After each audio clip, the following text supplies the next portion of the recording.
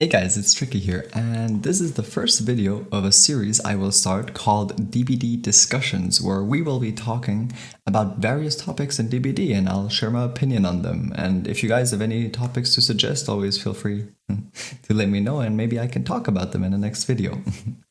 I just want to make sure before we get into this, I'm going to say this once because this is the first video and I'll probably not say it again, but all of the opinions that I share are my own and I just want to discuss a topic and I'll give my opinion on it, but my opinion is never the ultimate truth. It's not the one thing that everybody should believe. It's just my opinion and my view on the game.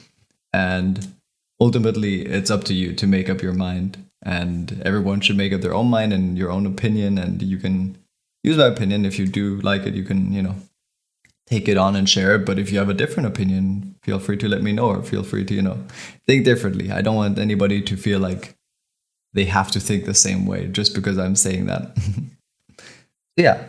Today we will be talking about the toxic cycle in DBD. So to explain it simply, the toxic cycle is when either you get a killer or a survivor and they play and they get a negative experience. And because they had a negative experience, they carried on to the next game in terms of their perks, their play styles, their items, their add-ons, whatever, all of that, all the things that you can do. So imagine you're playing a game of Survivor. You're, having a good day. You're just putting on some random perks like Calm Spirit, Self-Care, Iron Will, and I don't know, Adrenaline, whatever. Just some random perks, nothing crazy, just the normal stuff. And you're just trying to enjoy a game of DBD. You're not in there for playing competitive or anything. You're just want to having a fun game.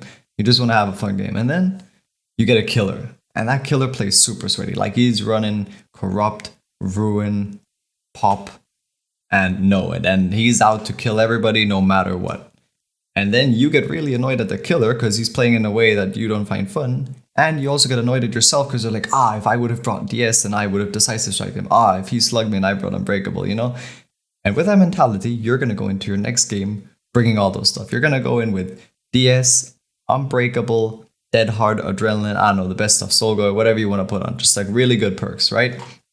And then you end up putting the next killer that plays the game, and they're maybe like through a bad time because they're maybe just trying to have a calm game or a chill game like you did before, and then they end up having you as a killer, as a survivor who's gonna play super aggressive and toxic or whatever and sweaty, and they're just trying to have a chill game, and then the same thing happens but in reverse. So now you taking on what happened to you and bringing it to the next game will affect the next killer, and then that killer will bring his best stuff for the next game, and that's how the cycle continues, and it's endless. Like there's nothing that'll ever end the cycle unless one person decides to break free. And I feel like, in my opinion, the only way that you can stop the cycle or at least make it less prevalent is by understanding that each game you play is its own game and the previous game has no effect on the next game. Like you could have a super sweaty killer this game, and the next killer could be like the nicest killer on the planet, and wants to let everybody go. Like it doesn't really matter, but you can't know is what I'm saying. Like maybe your next killer is super sweaty as well, but you can't know. And I feel like if you're gonna be like, the last killer in the last game was super sweaty and toxic, so every killer is like that, so the next killer is probably gonna be like that as well. I think that mentality just takes everything down, and in the long run, it's an endless cycle, so it will always continue like that. So I feel like the best way is to see each game as its own and not take a single game that maybe goes bad too personally or take it too much that you bring extra stuff just for the next game just to compensate for the last game, because it doesn't really do anything. And I feel like if you can see that the cycle is happening and you try to interrupt it by not partaking in it, it'll definitely go in the right direction of reducing the effects of this toxic cycle.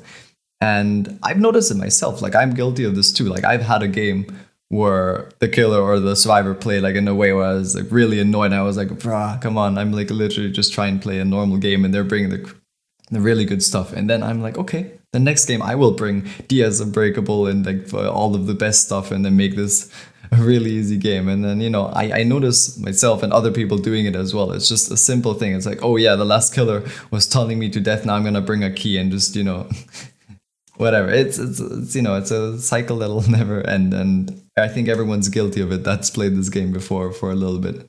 And it wouldn't be a tricky video, or it wouldn't be as it wouldn't be a video of Tricky if there isn't at least one paint.net drawing. And as you guys probably know from my stream, I love using paint.net to make funny drawings and explain them a little. So I'll put up a graphic for you guys to see. On the very left, there's the killer. No emotions yet. Maybe, the sweaty killer that brings strong stuff isn't out there to ruin your day. It's just that's the way they play, and that can be. And you're the happy survivor at the bottom, right? So then, the next step in the cycle is you become angry because the killer played in a way that you don't like and you bring all the bad stuff, right? And then the next step in the cycle is that the killer is angry.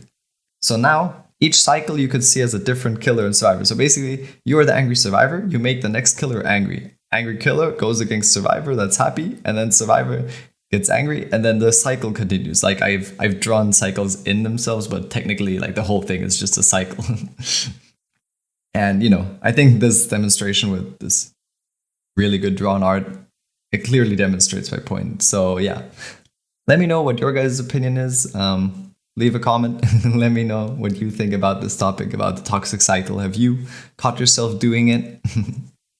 Or, have seen anybody else do it and fall for it, especially other content creators. It can happen so easily to fall into this trap. So, hope you all enjoyed the video. If you did enjoy it, you could leave me a like. I would appreciate it. And as always, keep it positive.